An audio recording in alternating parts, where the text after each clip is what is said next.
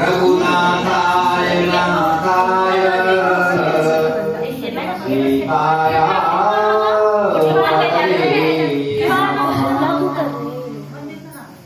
कृष्णाय वासुदेवाय कृष्णाय वासुदेवाय हरे परमात्मने प्रणतक्लेशनाशाय गोविन्दाय नमो नमः। या कुन्देन्दुसारहारधवला या शुभ्रवस्त्रावृता या वीणावरदण्डमण्डितकरा या श्वेतपद्मासना या ब्रह्माच्युतशङ्कर प्रभृतिर्देवैः सदा वन्दिता सा मां पातु सरस्वती भगवती निःशेषजाड्याम्बा। रामाय रामभद्राय रामचन्द्राय वेधसे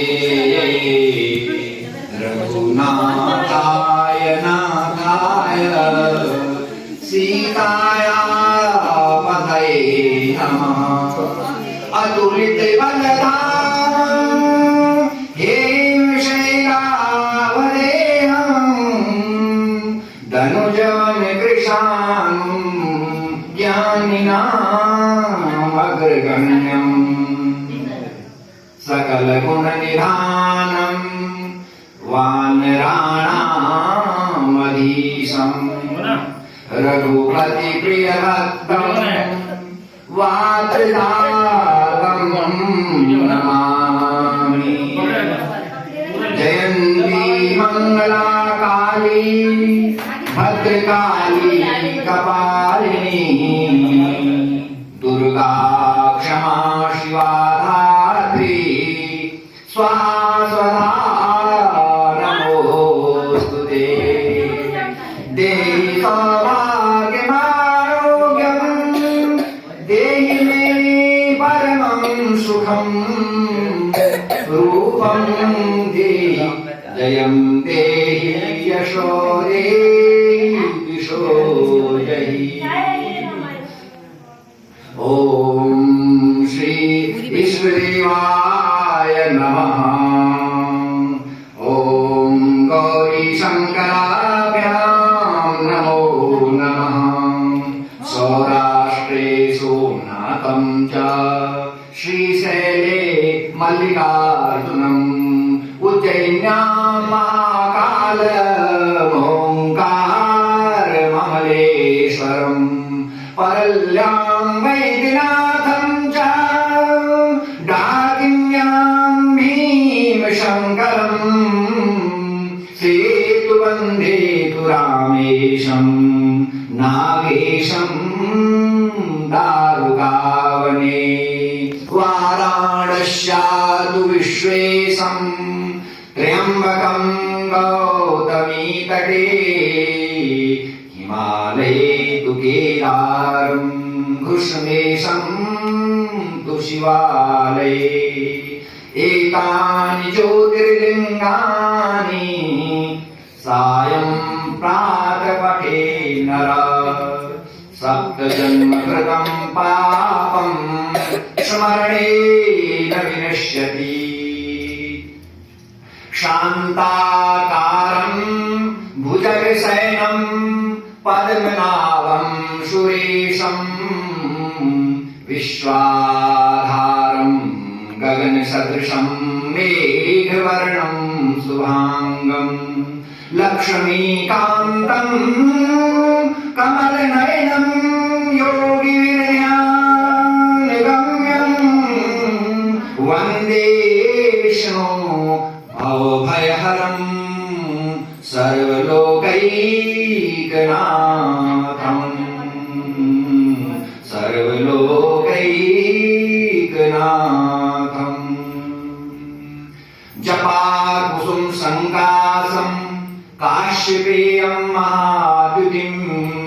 तमोरि सर्वपापघ्नं प्रणतोऽस्मि दिवाकरम् दधिशङ्ख तुषाराभं क्षीरोदार्णवसम्भवम् नमामि शशिनं सोमं शम्भोर्मुकुटभूषणम् धरणीगर्भसम्भूतं विद्युत्कान्तिसमप्रभम् कुमारं शक्तिहस्तं च मङ्गलं तं प्रणमाम्यहम् देवानां च ऋषीणां च गुरुं काञ्चनसन्निभं बुद्धिभूतं त्रिलोकेशं तन्नमामि बृहस्पतिं हिमकुन्द मृणालाभम्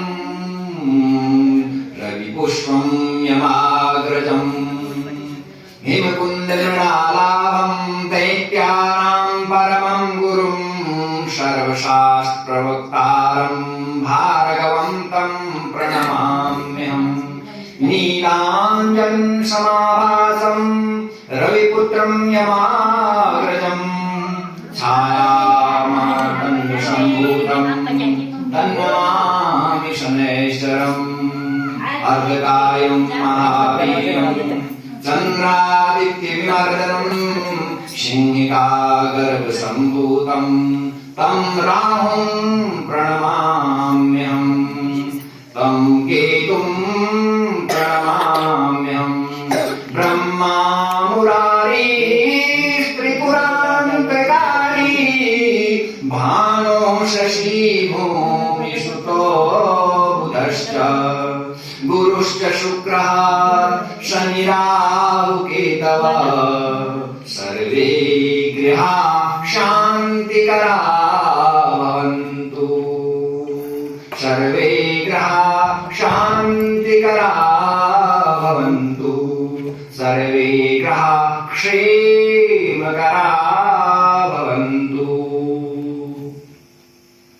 सच्चिदानंद भगवान की जय ईश्वरेव तुधाधारी भगवान की जय कैलपाल भराड़ा देवता की जय कैलवक्र्या भगवान की जय जगत जननी श्री जगदम्बा माता की जय श्री लक्ष्मी नारायण भगवान की जय गौरी शंकर भगवान की जय पंचलोकपाल देवों की जय दश दिक्पाल देवों की जय क्षेत्रपाल देव की जय गुरुजू देवता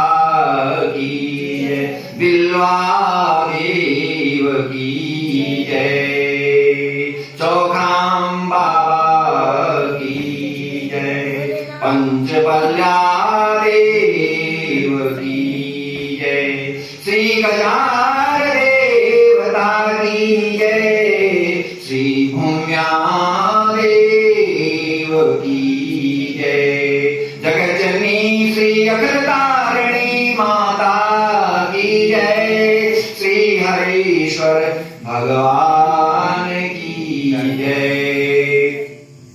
श्री सच्चिदानंद भगवान की जय श्री गणगणा के समस्त देवों की जय कुलदेव की जय ग्राम देव की जय स्थान देव की जय जय जय श्री सीताराम जय जय श्री हनुमान जय जय श्री राघवेंद्र भगवान की जय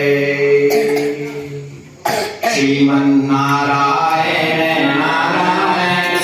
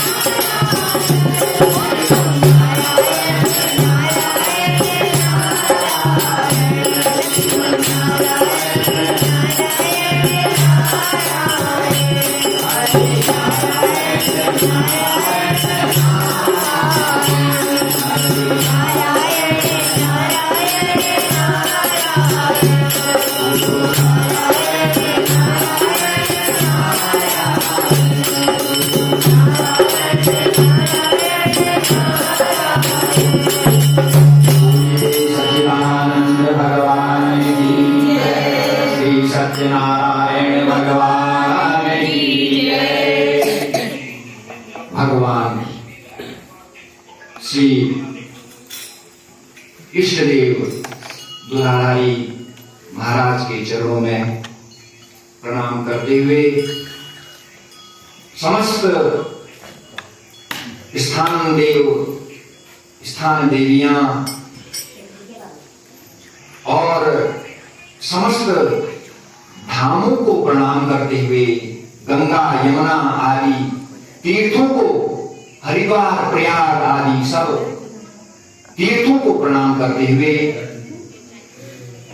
इस पुण्य भूमि, इस देव धरा में पधारे हुए समस्त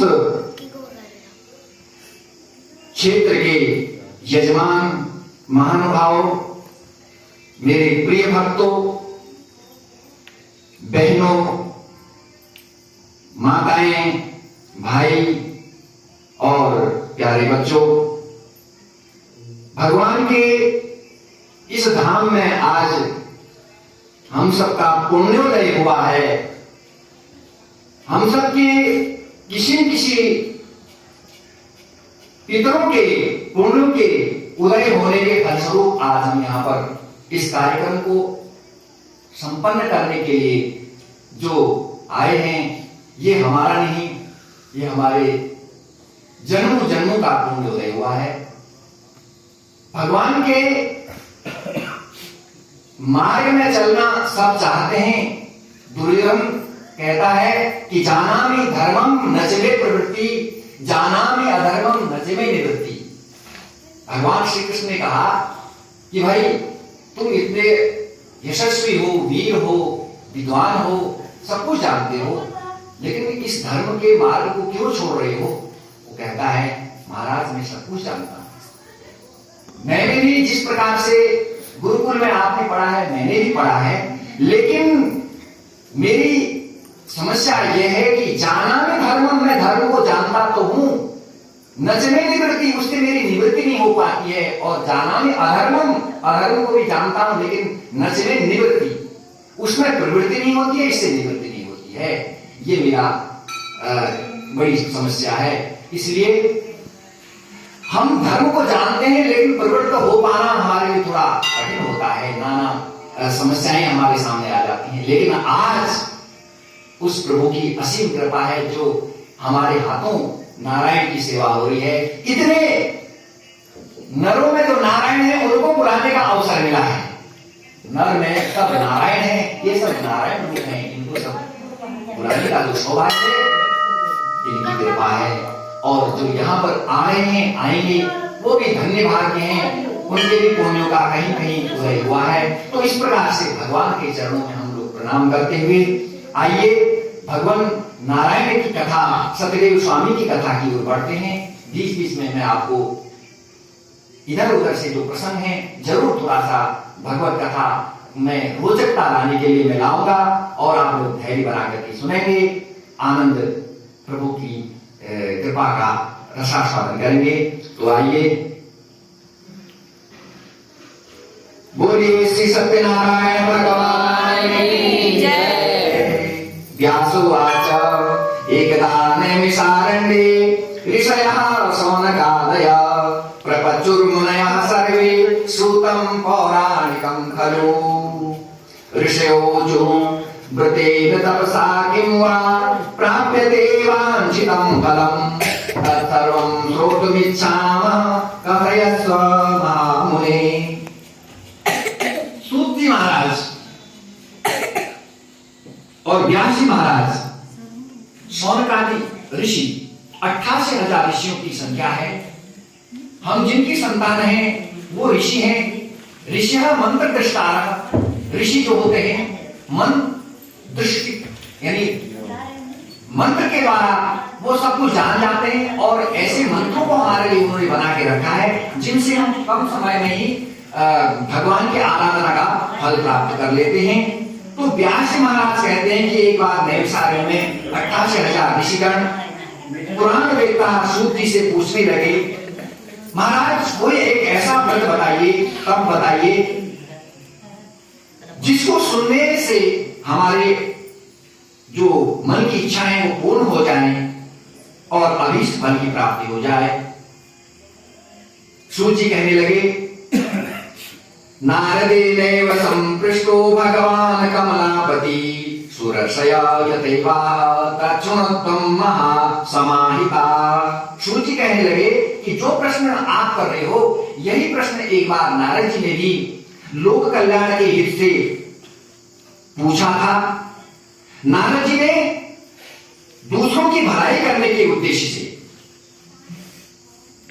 परहित के साधन के लिए प्रश्न पूछा था, अपने लिए नहीं। वही प्रश्न का उत्तर मैं आपको भी बताने जा रहा हूं। तो कहते हैं,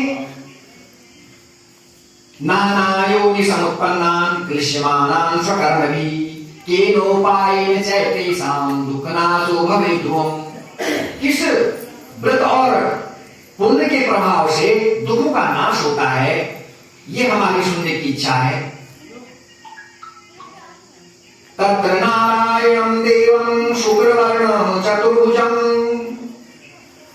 शंख चक्र गदा पद्म वनमाला विभूषितम्। अनेक योनियों में उत्पन्न हुए मनुष्यों को अनेक प्रकार के क्लेशों से युक्त देख करके सब प्राणियों के दुख को दूर करने के उद्देश्य से जब भगवान विष्णु जी के पास नारद जी गए और पूछने लगे, महाराज मैं मृत्युलोक में गया, मैंने मनुष्यों को इस सुंदर शरीर को प्राप्त करके भी दुखों में देखा। बड़े भागमान सुतन पावा सुर दुर्लभ सब संतन गावा। बड़े भाग्यों से तो महाराज ये मनुष्य जीवन मिला, और उसके बाद ही नाना कष्ट नाना विपदाएं इस मनुष्य जीवन को क्यों आती हैं, और किस प्रकार से इन लोगों का ये दुख दूर हो, ये मैं आपसे सुनना चाहता हूं। और महाराज आपके पास जो सागर है ये सुख का सागर है। इस सुख के सागर में से अगर एक लोटा आप निकाल करके दे लेंगे और वह मैं सारे संसार में छिड़क आऊंगा तो संसार के सभी लोग सुखी हो जाएंगे। क्यों नहीं आप ऐसा करते हैं? अरे आपका क्या जा रहा है? आप तो सुख के सागर के स्वामी हैं, एक लोटा दे दोगे तो क्या हर्ज है? ये मनुष्य योनि में आए हुए मनुष्यों का दुख दूर हो जाएगा। भगवान ने कहा, नारद आपने बहुत अच्छी बात कही। क्यों न को सुख दुख का दाता, निज कृत कर्म भोग सब भ्राता। अगर मेरे पास जो सुख है वो मैं दे देता, उससे ही मनुष्य सुखी हो जाता, तो मेरे पास कोई कमी नहीं थी नारद, आप ले जाते।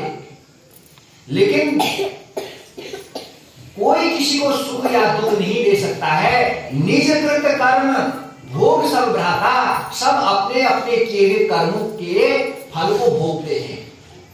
मैं किसी को नहीं दे सकता, मेरे पास रखा हुआ है, आए सत्कर्मों को करके और ले जाएं। मैं कभी किसी को दुख भी नहीं देता हूं, मैं किसी को सुख भी नहीं दे सकता है। जो दुख और सुख पाता है वो अपने ही पुण्यों के प्रताप से, दुष्कर्मों के फलस्वरूप। अगर कोई संकट आ जाता है, शरीर में विपदा आ जाती है, संकट आ जाता है, कष्ट आ जाता है, तो वो भी अपने पूर्व जन्म में किए गए पापों का ही वो पुण्य है, वो उस रोग रूप में उसका निवृत्ति कराता है, वो रोग रूप में उसका निस्तारण होता है। चलो अच्छा है, उनका निस्तारण तो हो जाए, वो बचे ना रहें। तो इस प्रकार से कहते हैं कि आपने बहुत अच्छा प्रश्न किया। इसके सुनने से मनुष्य मात्र का हित होगा। भगवान कहते हैं मैं तुम्हें इस संसार में जो श्रेष्ठ व्रत है, श्रेष्ठ पुण्य है, जिससे कम समय में जिस छोटे से उपाय को करके अधिक से अधिक फल को प्राप्त किया जा सकता है, वो मैं तुम्हें बताता हूं। भगवान सत्यनारायण की कथा है, उस कथा को दत्त चित्त होकर के मन से जो लग्न से इस व्रत का आयोजन करेगा, उसके सब पापों की निवृत्ति होगी। उसका क्या विधान है, जो भगवान नारद जी ने भगवान से सुना था, वो आपको मैं बता रहा हूं।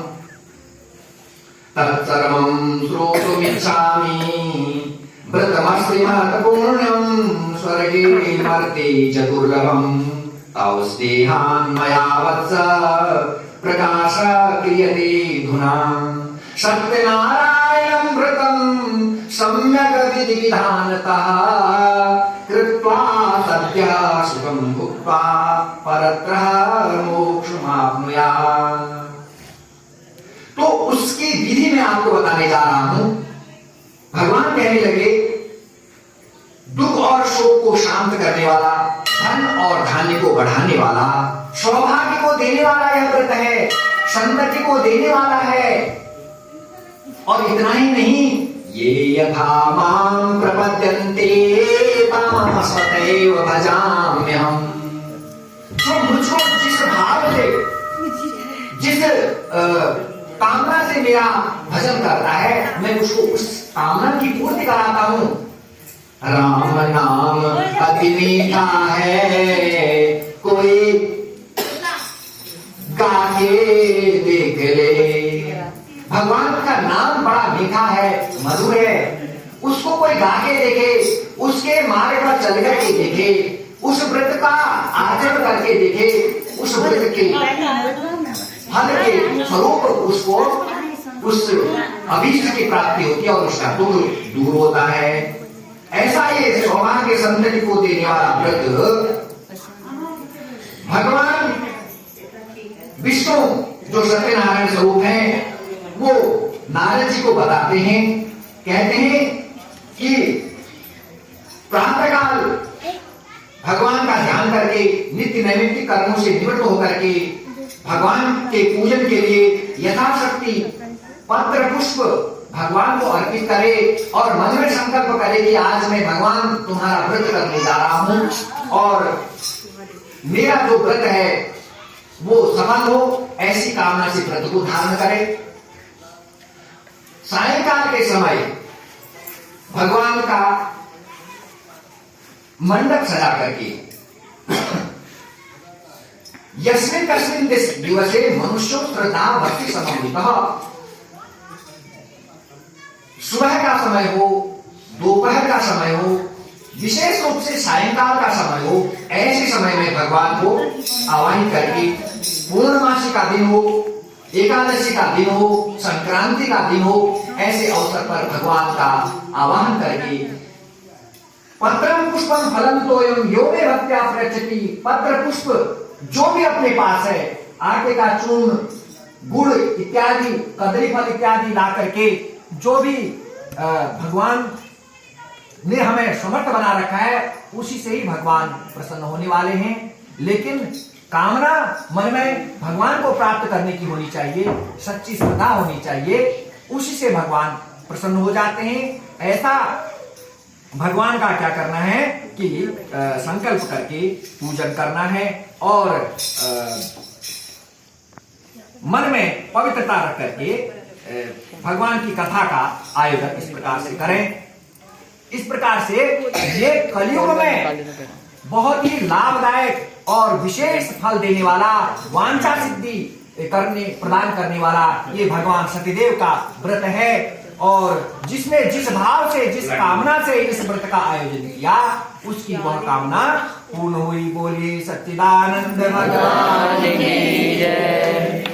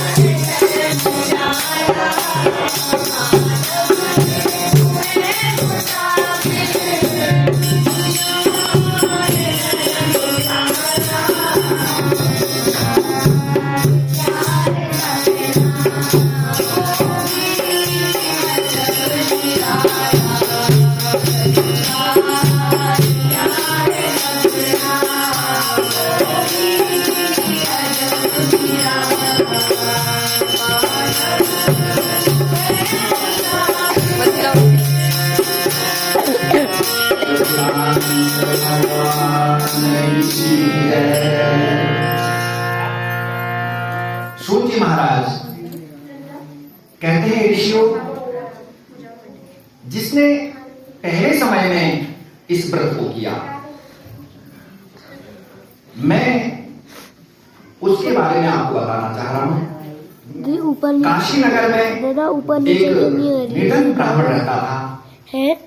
वह भूख प्यास से बेचैन हुआ पृथ्वी पर भ्रमण करता है, क्योंकि ब्राह्मण यजमान पर ही आश्रित रहता है। वो मेरे यजमान मुझे कुछ दें, ऐसी कामना से काशी नगर में भ्रमण करता है। भगवान शिव की नगरी और अति प्राचीन नगर, हमारी संस्कृति का एक प्रतीक है। वहां पर बहने वाली जो गंगा है, वो हमारे लिए साक्षी है। उसने न जाने हमारे कितने कितने पूर्वजों को तार दिया है। वो प्रमाण है, जिस प्रकार से सूर्य नारायण निरंतर अपनी कलाओं के आधार पर उदय होता है, अस्त होता है, उसी प्रकार इस धरती पर बहने वाली साक्षात जो देव नदी है, वो गंगा उत्तराखंड से बहने वाली काशी नगर से, उस नगर के निकट में ब्राह्मण भिक्षावृत्ति के लिए भ्रमण करता है। भगवान भक्तों के प्रिय चाहने वाले उस ब्राह्मण के पास आए और अपना स्वरूप ब्राह्मण को दिखाया नहीं। वो ब्राह्मण के रूप में उसके पास आए हैं। वो कहते हैं, दुखितं ब्राह्मणं दृष्ट्वा भगवान ब्राह्मण प्रिय वृद्ध ब्राह्मण रूपस्थं प्रपच्छ यजमानरा किमर्थं भ्रमसे विप्रा महिं नित्यं सुदुःखिता तत्सर्वं श्रोतुमिच्छामि कथयतां द्विजसत्तमा। तुम्हारे दुख का क्या कारण है? वो निधन ब्राह्मण कहता है, सत्यनारायणो विष्णुर्वांछितार्थ फलप्रदा। तुम्हारी इस दरिद्र दशा को देख करके मैं तुम्हें एक उपाय बताता हूं। पश्यतम पूजनम विप्रा पुरुष व्रतमुत्तम। उस व्रत को तुम आचरण करो और उसके करने से उसकी फल की जब प्राप्ति होगी, तुम्हारा जो दारिद्र्य है वो सब दूर हो जाएगा। तो कहते हैं कि किस प्रकार से उस व्रत को मैं करूं महाराज? मैं इतना समर्थ भी नहीं हूं कि मैं उस व्रत को कर पाऊं। मैं तो अत्यधिक दीनहीन हूं। मेरे से वह व्रत की विधि और उसके लिए सामग्री किस प्रकार से आयोजित की जाएगी वो मैं नहीं कर सकता हूं। कहते हैं, सत्यनारायण भगवान का तुम मन से संकल्प कर लो और भगवान तुम्हारे पर कृपा करेंगे। जब किसी कार्य को करने के लिए हम मन में संकल्प कर लेते हैं, प्रभु आप कृपा करना, मैं इसके बदले तो ये काम नहीं करूंगा, लेकिन हे नारायण मेरी राह को तुम आसान कर देना। मैं आपका ये व्रत पूजन करूंगा। ऐसी कामना से हम व्रत का संकल्प कर लेते हैं और वह पूर्ण होने पर भगवान के धाम में या अपने ही घर में यथाशक्ति भगवान का हम पूजन करते हैं और करना चाहिए। सत्यनारायण का यह हमें फल बता रहा है। तो इसी प्रकार से इस ब्राह्मण ने भी भगवान से व्रत की विधि जानी और व्रत करने का मन में संकल्प ले लिया। तो वो जो है इस व्रत के प्रभाव से दुखों से छूट करके अनेक संपत्तियों से युक्त हुआ और आगे भी इस पृथ्वी पर जो इस व्रत को करेंगे भगवान के द्वारा बताए हुए, भगवान के द्वारा विधान के द्वारा सत्य और श्रद्धा से, निष्ठा से जो इस व्रत को करेंगे उनको भगवान की कृपा प्राप्त होगी। मया तत्कथितं विप्रा किमयं कथयामि ऋषयौ तस्मिन् विप्रमात् सुत्तं केन पृथिव्यां चरितं मुने तत्सर्वं श्रोतुमिच्छामः श्रद्धास्माकं प्रजायते। हे मुनिवर, संसार में उस ब्राह्मण से सुनकर के इस व्रत को और किसने किया ये भी मैं सुनना चाहता हूं। एक समय वह ब्राह्मण धन और ऐश्वर्य के अनुसार बंधु बांधवों से युक्त होकर के, मित्रों से युक्त होकर के भगवान के व्रत को करने के लिए तैयार हुआ था। भगवान की कथा के स्थल पर सब लोगों को बुला करके सुनाने का पुण्य प्राप्त कर रहा था, क्योंकि भगवान के कथा का आयोजन करना, उसकी सेवा करना, अपने मित्रों को बुलाना, यह भी वह श्रेष्ठ कार्य है। उतने पुण्य को और अधिक प्राप्त करता है। जैसे हमने कोई अच्छी परंपरा डाली, कोई अच्छा काम किया, तो वो दूर दूर तक उसका यश प्रसारित होता है। लोग उससे कुछ सीखते हैं और करते हैं, तो उसका जो उतने लोगों का जो फल है कहीं कहीं अंत रूप में उस व्यक्ति को भी मिलता है। जैसे कोई बुराई आदमी करता है, उस बुराई को सुन करके लोग कहते हैं भाई उसने किया तो क्या बुरा हुआ, जाने अनजाने में उस बुरे आचरण का लोग अनुसरण कर देते हैं, तो उनके द्वारा किए जाने वाला जो पाप है उसकी राशि भी उस व्यक्ति के खाते में जाती है। उसका भागीदार भी वह होता है, क्योंकि उससे वह बुराई फैली थी। उसी प्रकार यदि कोई अच्छाई फैलाता है, उस अच्छाई का प्रसार जहां जहां तक होता है उसका भी अंश उसको मिलता है। इस प्रकार से भगवान की कथा में इतने मित्रों को बुलाने का जो पुण्य है, और वो जो मित्र आए हैं, जिनके कदम वहां पर पड़े हैं, तो वो तो फल के भागी नहीं हैं, और आयोजन करता भी उसका लाभ प्राप्त करता है। इस प्रकार से कहते हैं कि और इस संसार में इस व्रत को किसने किया वो मैं आपसे जानना चाहता हूं। एकदा स द्विजवरो यथा विभव विस्तरे बंधुभिः स्वजनं साधं व्रतं कर्तुं समुद्यतः। जब इस प्रकार से अपने मित्रों के साथ वह ब्राह्मण देवता भगवान का, सत्यनारायण का पूजन कर रहा था, तो वहां से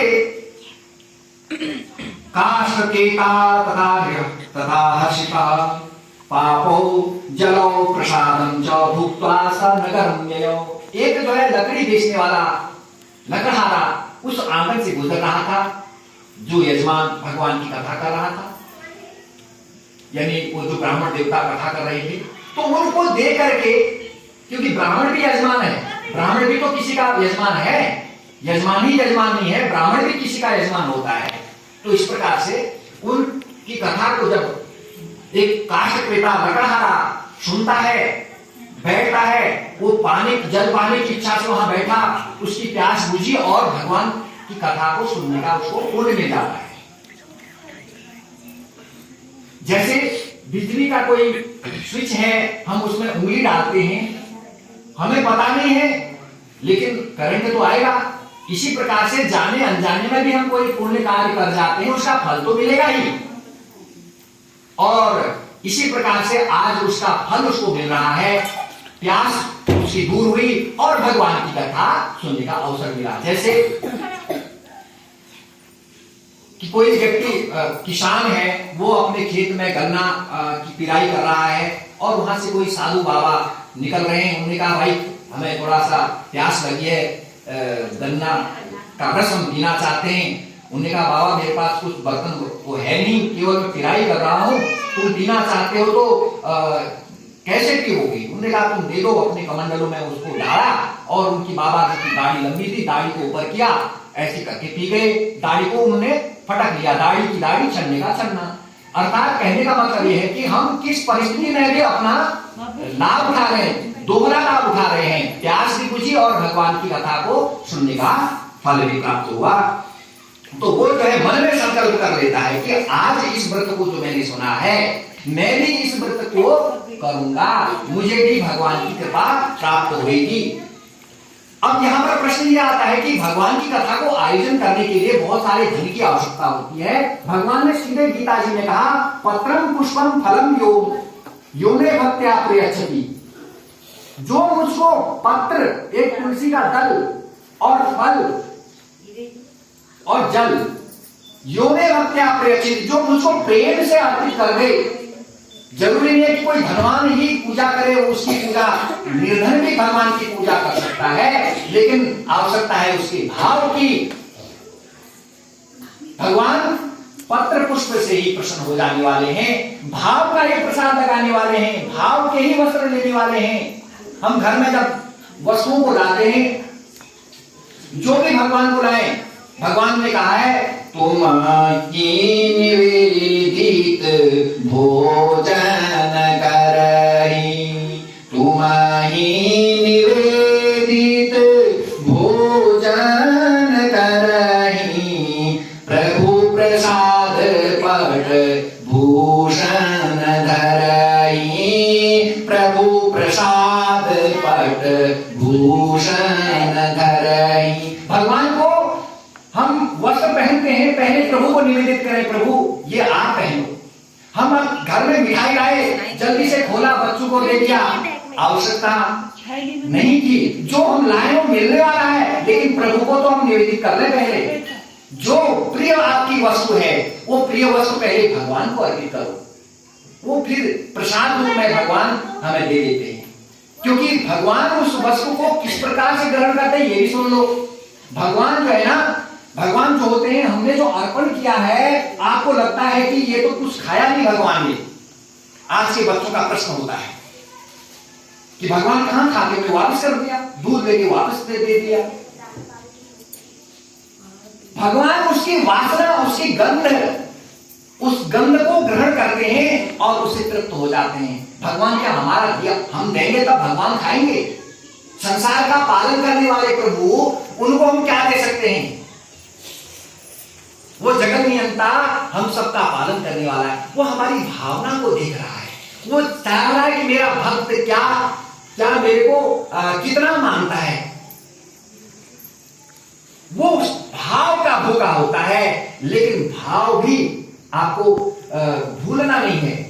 हमें भाव प्रभु को अर्पण करना है, तो भाव के भूखे भगवान को नियम से हम उनको भोग लगाते हैं, नियम से उनको उठाते हैं, नियम से उनको विश्राम कराते हैं अपने कन्हैया को, तो प्रभु हमारे ऊपर कृपा करते हैं। तो इस प्रकार से आज यहाँ पर भी जो है भावना के भूखे भगवान ने उस यजमान की कामना पूर्ण करी। उन्होंने देखा कि कहीं, देखो सत्यनारायण कथा हमने बार बार सुनी है, बार बार सुनी है। वही बूढ़े ब्राह्मण की कथा, और वो जो है काशी नगर में भ्रमण करने वाला, और फिर जो है उल्कामुख नाम का राजा वैश्य, और कलावती लीलावती। ये कलावती कौन है? ये लीलावती कौन है? ये लीला ही हमारा जो संसार है, ये हमारा जो जीवन है लीलामय है। और इस कला के द्वारा, किस कला के द्वारा हम जीवन को जी रहे हैं? ये लीलावती कलावती। हमारा जीवन जो है, जीने का हमें ढंग आता है कि नहीं आता है?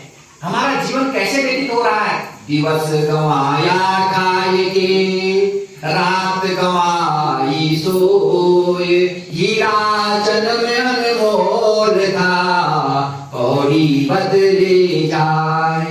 क्या ये जीवन हमारा दिन खा करके, रात सो करके पशुवत व्यतीत तो नहीं हो जा रहा है? क्या इतने भर के लिए हम मनुष्य बने थे? हमारे केवल यही दायित्व थे कि हम पैदा हुए, बड़े हुए, बच्चे हुए, उनको पाला, उनके लालन पालन में जीवन व्यतीत। एक जो है, एक काग होता है, वो जूठन खाता है सबकी। एक संत ने बोला, काग दही के कारण जन्म दियो गवाए। इसको एक बनिए ने सुना, यानी कि व्यापारी ने, एक कौवे ने सुना और एक धोबी ने सुना। पुराणों में कथा आती है कि इन तीनों का जीवन जो है ना मंगल हो जाता है इस वाक्य को सुनकर के। क्या का वाक्य? काग दही के कारण जन्म दियो गवाए। अरे कौवे, कौवे ने जब सुना तो, अरे कौवे तूने अपना जीवन इस जूठन खा खा करके व्यतीत कर दिया, अरे मुझे समझ आना चाहिए। दूसरा सुनता है धोबी, का गदही के कारण। गदही का मतलब गधे की पत्नी गदही, वो क्या करता है? कपड़ों को ले जाता है, धुलता है, प्रेस करता है और रात में उसी काम में लगा रहता है। उसने सोचा कि मेरा जीवन व्यर्थ हो गया, मैंने कुछ नहीं किया। तो वो जो है अपने जीवन को उस वाक्य को सुनकर के सोचा कि ये मेरे लिए कहा गया था। उसने भगवान के भजन के लिए समय निकालना शुरू कर दिया। कौवे ने उस जूठन को खाना छोड़ करके भगवान के मार्ग में लग गया। और तीसरा, हमारे बीच में महाराज भीमकुज बाबाजी महाराज, उनको आसन दें और नमन आपका महाराज दिखाइए।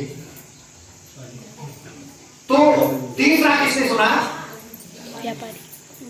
लाला है, उसने सुना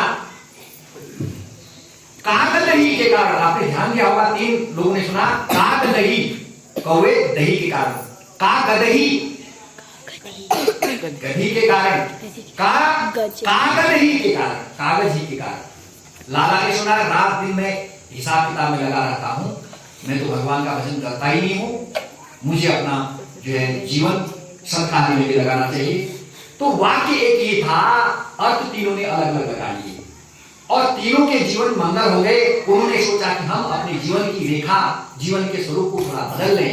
तो आज यहां पर भी आपने, इन लोगों ने, कथा एक ही थी, इन सबका जीवन मंगल हो रहा है, सब लोग मंगलमय जीवन की तरफ जा रहे हैं। तो हमारा मंगल क्यों नहीं होगा? हम भी तो उन्हीं की संतान हैं, हमारा भी मंगल होना ही है। केवल मन में ऐसा विश्वास बना लो। तो आगे कहते हैं, आपको एक भजन की सुनाओगे। तथा प्रसन्न हृदय सुपक्वम कदली फलम। तो उन्होंने भगवान के लिए क्या क्या कदली का फल, शाली चूर्ण और ये सामग्रियां भगवान की पूजा के लिए इकट्ठा किया। और आज वो उस नगर की तरफ जाता है भक्तों, जहां धनिकों का वास था। जो लकड़ी उसकी कल तक कम पैसे में बिकती थी, आज वही लकड़ी का मूल्य उसको अन्य दिनों की अपेक्षा अधिक मिल जाता है। तो वो जो है प्रसन्न होकर के आगे भी इस कथा का आयोजन करता है। और जब तक इस संसार में वह रहा, भगवान की कथा का आयोजन करता रहा। कथा करने का मतलब ये नहीं कि हम बहुत सारा धन उस पर लगा करके करें।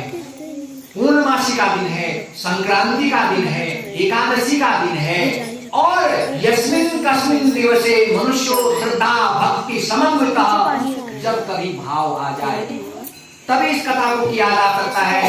इसके लिए मुहूर्त निकालने की भी आवश्यकता नहीं है। कह रखा है कि यस्मिन कस्मिन दिवसे, इसी कथा में आया है कि यस्मिन कस्मिन दिवसे मनुष्यो श्रद्धा भक्ति समन्वितः, जब मन में भाव आ जाए उसी समय इस कथा का आयोजन कर सकता है।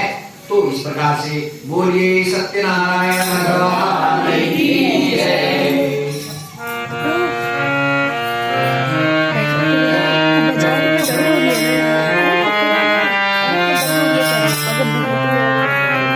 भगवान को अपने कंठ दिखा करके उनकी करुणा का आनंद लेंगे।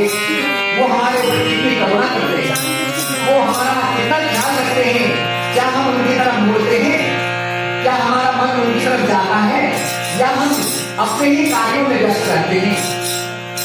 वो करुणा करने वाला, वो दयालु हमारे पर कितनी दया करता है, उसकी दया का आप स्वरूप देखिए। कैसी दया वो हमारे ऊपर करता है, कैसे हमारे ऊपर करुणा बरसाता है। हरि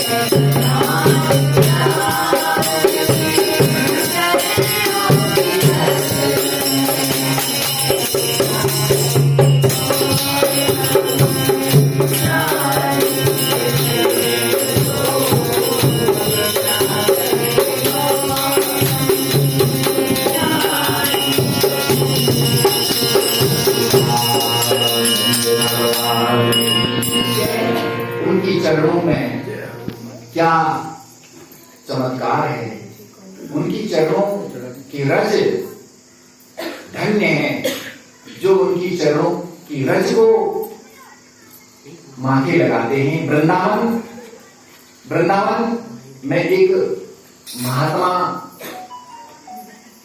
बाबा जी थे, जैसे हमारे मध्य विराजमान भिगो महादेव के स्वामी जी विराजमान है, ऐसे ही एक संत वृंदावन में थे। लेकिन उनको कोई महाराज जी या स्वामी जी बाबा जी नहीं कहता था, उनको जज साहब कहते थे, जज साहब।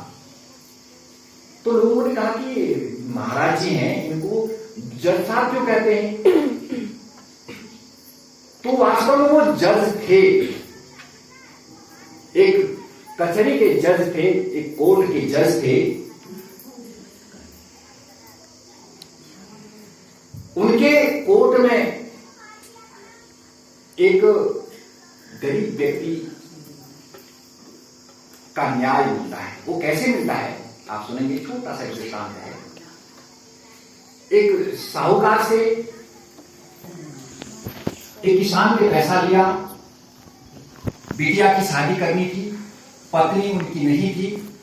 बच्चों ने कहा पिताजी पैसा ले आते हैं और साहूकार का पैसा हम चुकता कर देंगे, कमाएंगे हम। बहन की शादी कर देते हैं और बहन की शादी के लिए लाला से पैसे लाए और उनने जितना मूल्य लिया था, जितना रुपया लिया था, कमा करके बच्चों ने कहा पिताजी इस पैसे को दे आओ। और वो जो किसान था भगवान का भक्त था, वो कहता था कि रघुनाथ जी जाने, मेरे राम जी जाने, रघुनाथ जी जाने, हर बात पर रघुनाथ जी जाने। तो दिया है और हाथ जोड़ करके धन्यवाद करके कोई कागज उन्हें दिया, उस रसीद, और वो लाने लगे।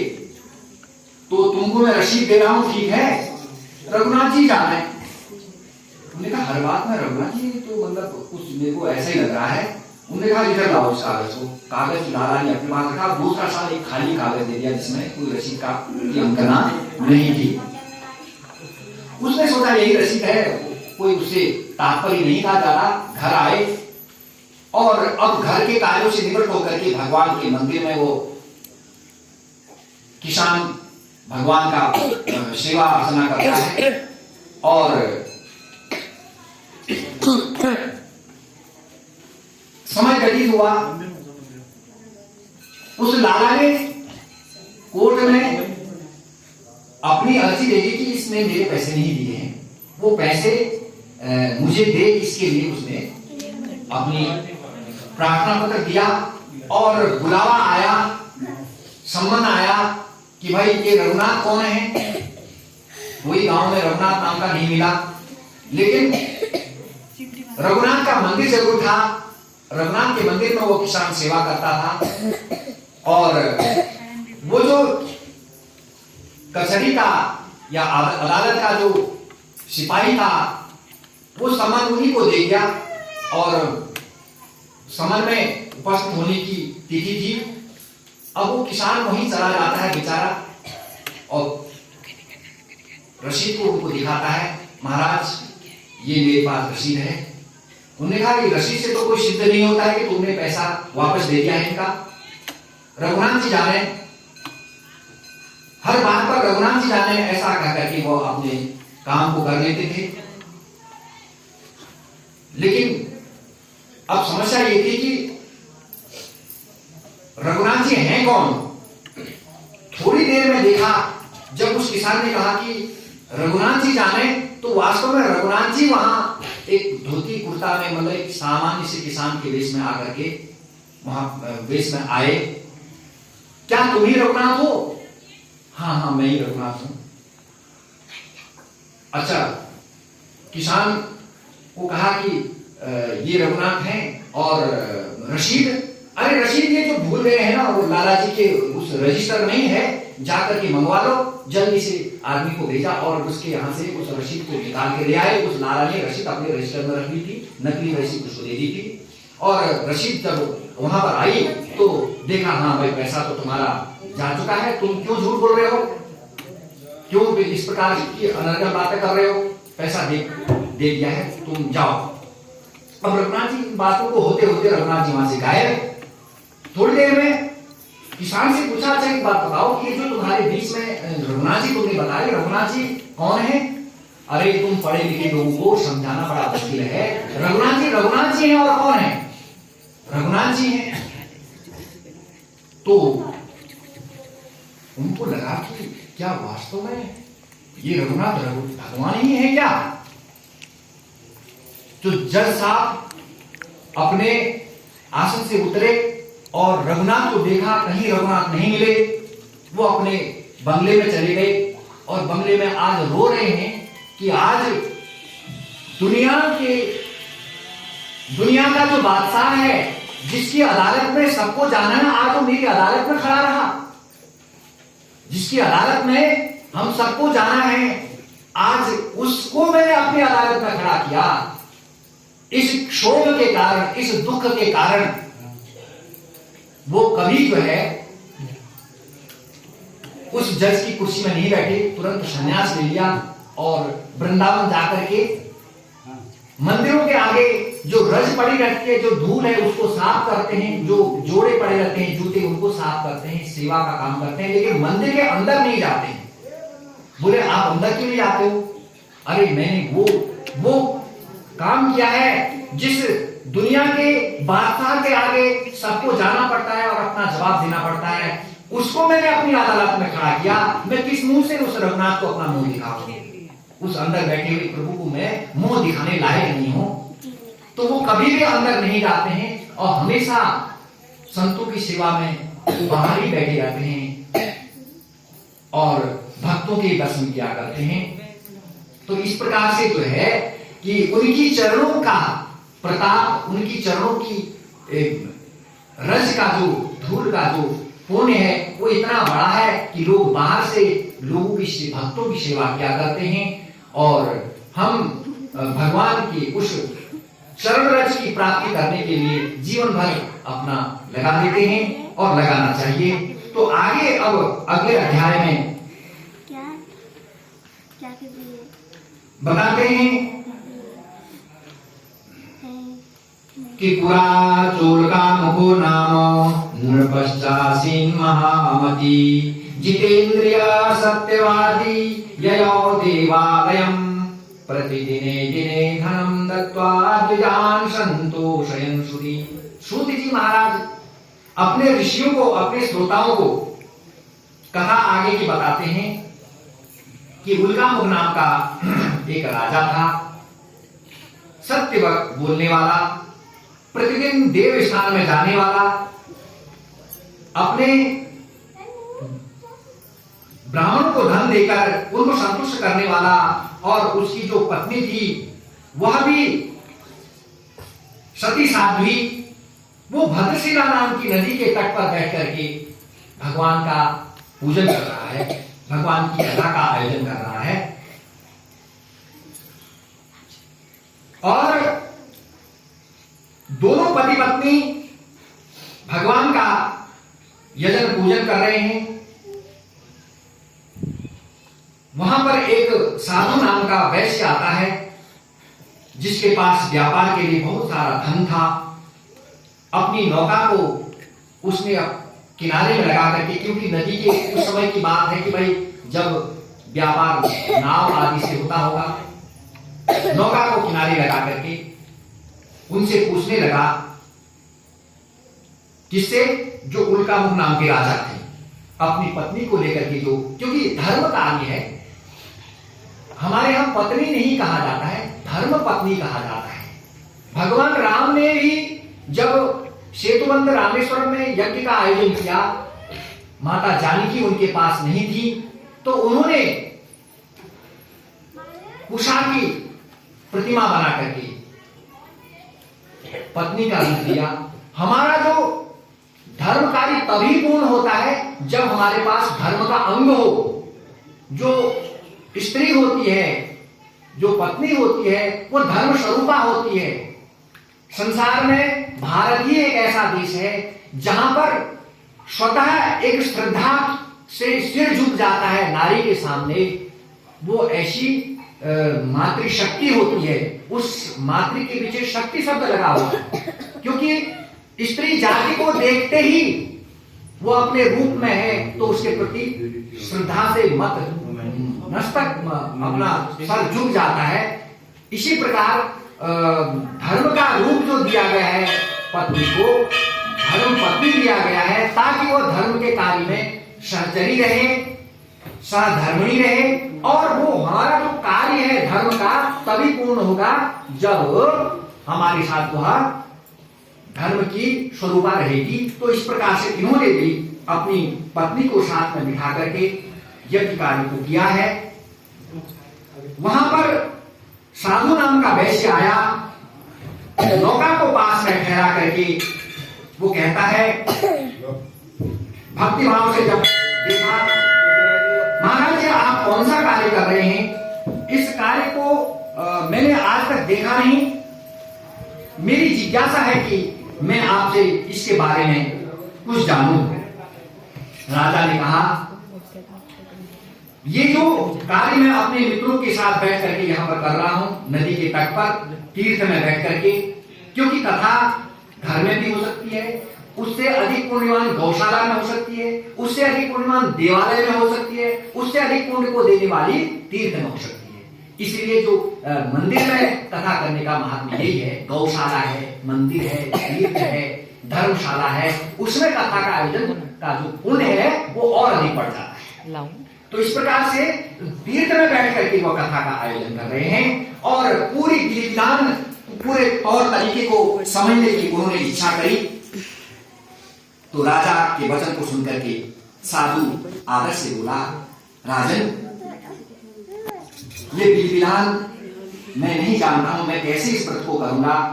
आपने कहा कि मैं संतान रहित हूं, मेरे पास संतति नहीं है, मेरे भी संतान नहीं है, अगर मैं भी इस व्रत को अपने जीवन में उतारूं तो मुझे भी संतति की प्राप्ति होगी। पूरे विधान को सुनकर के वह घर जाता है। साधु ने अपनी स्त्री से उल्कामुख नाम के राजा के मुख से जो विधि विधान बताया गया था, विधि विधान वही है भक्तों जो नारद जी ने अपने ऋषियों को सुनाया था, तो वही विधि विधान इस उल्कामुख नाम के राजा ने भी इस वैश्य को सुनाया, साधु को सुनाया। साधु ने अपनी स्त्री लीलावती से इस व्रत का महत्व बताया और एकस्मिन् दिवसे तस्य भार्या लीलावती भक्ति युक्त सरांकृता सद्धर्मपरायणा। वो जो है भक्ति भाव से अपनी पत्नी को उस व्रत के बारे में बताता है कि देखो प्रिय, मैंने एक व्रत का प्रभाव सुना है, अगर हम उस व्रत को कर लें तो हमारे घर में संतति नहीं है, हमारे घर में भी किलकारियां आएंगी और हमारे घर में भी जो है आनंद उमड़ आएगा।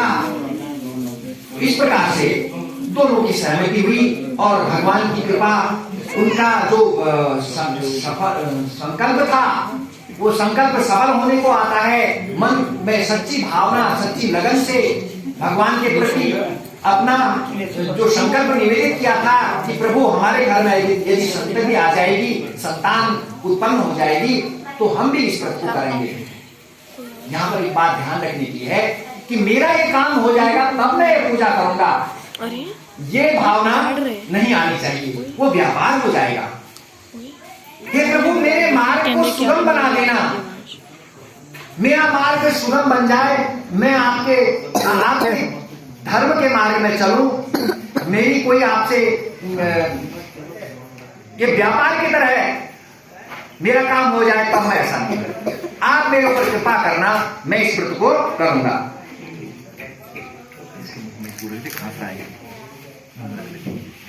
और उधर पीछे रहता फांसी आ रहे ना माटी के पास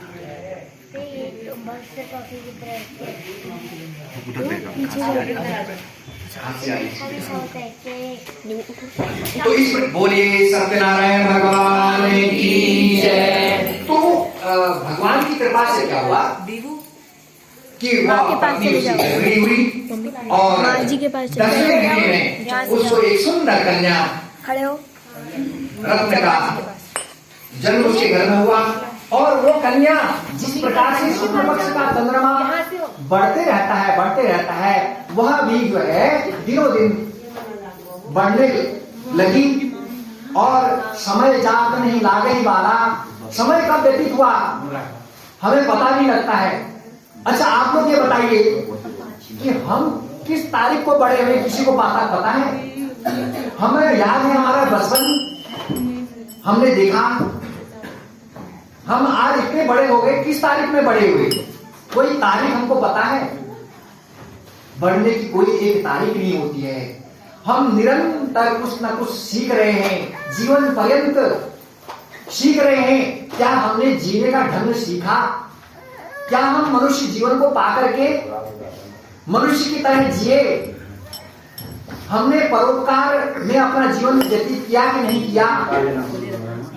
ये जीने का जो लीला है, जो जीवन एक लीला है। और लीलावती कलावती में बार बार आपको कह रहा हूं कि यही लीलावती और कलावती की कथा है। जीवन जीने की जो लीला है, कला है, और ये जीवन जो लीला है, इसको हमने ठीक से जिया कि नहीं जिया, ये देखने का विषय है कि हम लोग ठीक प्रकार से जी रहे हैं कि नहीं जी रहे हैं।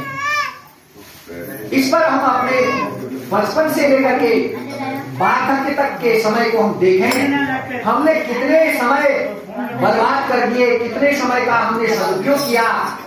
सदुपयोग वही है कि जो शुभ काम हमारे हाथों से हुए हैं वही हमारे साथ चलने वाले हैं।